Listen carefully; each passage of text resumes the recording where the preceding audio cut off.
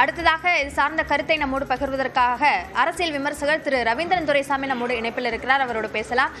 Sir வணக்கம். கட்சியை பொறுத்த வரைக்கும் வாக்காளர்களும் தொண்டர்களும் தன் பக்கம்தான் இருக்கிறார்கள் என்று ராமதாஸ் மீண்டும் மீண்டும் சொல்லி இருக்கிறார். இது பற்றி உங்களுடைய பார்வை என்ன? இது நான் ஏற்கனவே தொடர்ந்து கூறி வரக்கூடிய கருத்து தான். தொண்டர்களும் வாக்காளர்களும் டாக்டர் ராமதாஸ் கிட்ட தான் இருக்கிறாங்க. டாக்டர் ராமதாஸ் கிட்ட தான் தொண்டர்களும் வாக்காளர்கள் இருக்கிறார் என்ற அடிப்படையில் தான் அவரிடம்தான் எந்த கட்சி வேண்டும் என்றாலும் கூட்டணி பேசுவதற்கு முயற்சி செய்வார்களே தவிர அன்புமணியிடம் கூட்டணி பேச முயற்சி செய்ய மாட்டார்கள். குறிப்பாக அன்புமணியிடம் கட்சி நிர்வாகிகள் 90% இருக்கிறார்கள். அவர் பொதுக்குழு கூட்டினா பொதுக்குழுல 90% வருவார்கள். அது ஓகே. ஆனா வாக்காளர்கள் எங்க இருக்கிறார்கள்? ராமதாஸை மீறி அன்புமணி போனா அந்த வாக்காளர்கள் ஏற்றுக்கொள்வார்களா? அது நிச்சயமாக எந்த அரசியல் கட்சி தலைவரும் ராமதாஸை விட்டுவிட்டு அன்புமணியிடம் பேரம் பேச மாட்டார்கள்.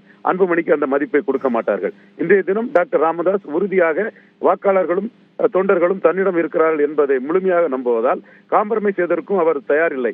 அவரை பொறுத்தவரையில் இப்பொழுது காம்ப்ரமைஸ் என்ற வார்த்தையை தாண்டி அன்புமணி தரப்பினர் அவரிடம் சரண்டர் ஆனால் அந்த சரண்டரை ஏற்றுக்கொள்வார். இல்லாவிட்டால் வருவது வரட்டும் பார்த்துக் கொள்ளலாம் என்ற அடிப்படையில் தான் அவர் இருக்கிறார். மிக தெளிவாக உறுதியாக தன் நிலைப்பாட்டை டாக்டர் ராமதாஸ் கூறியுள்ளார்.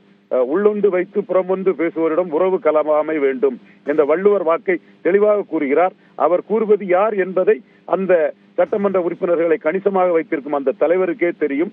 நான் அந்த அடிப்படையில் தான் அவருடைய அரசியல் முடிவு இருக்கும் என்று 2024 கூறினேன். இப்பொழுதும் அவர் CR பாஸ்கரன் போன்றவர்கள் விஜய் தரப்பிடம் பேசுகிறார்கள் என்ற செய்தியை மறுத்தாலும் விஜய் ஆப்ஷனையும் அவர் க்ளோஸ் பண்ணவில்லை.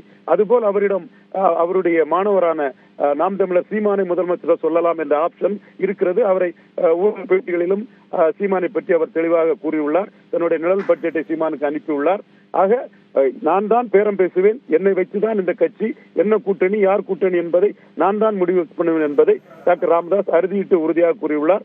அவர் திசையில் தான் பாமக பயணிக்க முடியும். அல்லது அன்புமணி அவர்கள் தன் பலத்தை நிரூபித்து விட்டுதான் அடுத்த கட்டத்தை நகர வேண்டும். இப்பொழுது பலசாலியாக மற்ற பிளேயர்ஸ் மற்ற கட்சிகள் டாக்டர் ராமதாஸை தான் கருதுவார்கள். மீண்டும் நான் அறுதியிட்டு உறுதியாக கூறுகிறேன், பாமக தொண்டர்களும் வாக்காளர்களும் டாக்டர் ராமதாஸ் பக்கம்தான்.